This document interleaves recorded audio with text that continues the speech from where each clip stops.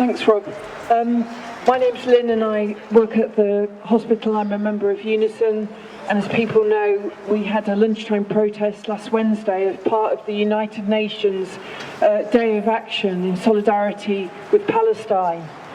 I think we spent quite a bit of time going around the wards and talking to doctors and nurses and other health workers about how they felt about Palestine, and I have to say, we didn't get one person who wasn't really distressed, angry, and standing in solidarity with people in Palestine.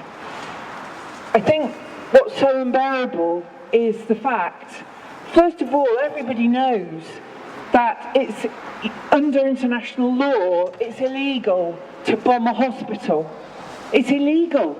You don't do that. That's why, it's illegal to bomb ambulances.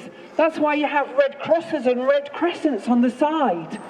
And yet, Israel has systematically bombed 24 out of 35 hospitals. So 24 out of 35 hospitals in Gaza can no longer take patients. And listening to the UNICEF reporter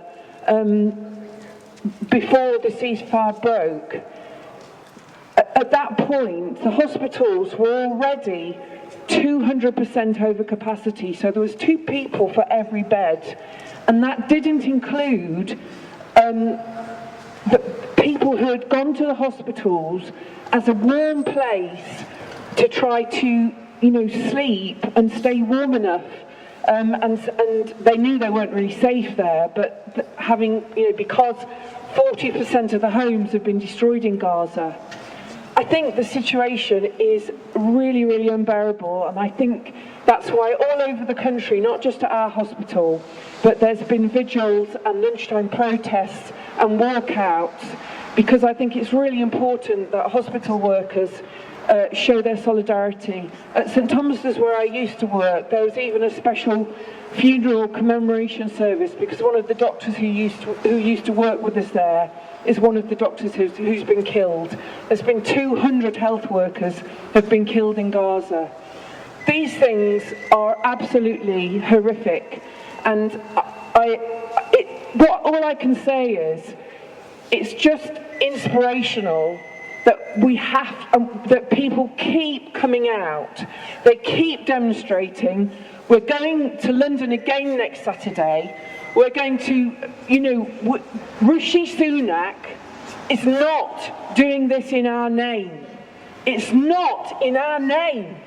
And I think just as we fought during the Afghanistan-Iraq war, we really, really have to try and increase our pressure. I mean, we've seen school walkouts. We want to be in a situation really where we could take strike action.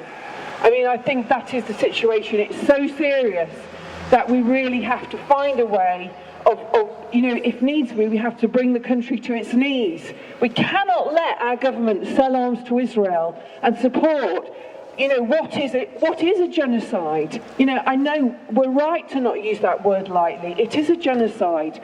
Where, I said at the hospital thing, when Ukraine happened, which was terrible, women and children went over the border to Ukraine.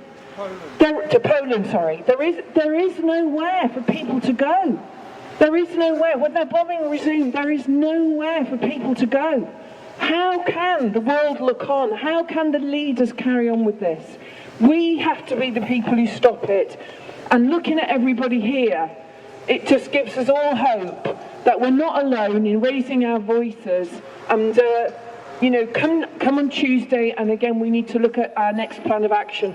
I think that will involve further actions at workplaces and in schools, and more demonstrations. We cannot stop the pressure. We have to stop this. We have to get the ceasefire back. Thank you. Thanks very much, Liz.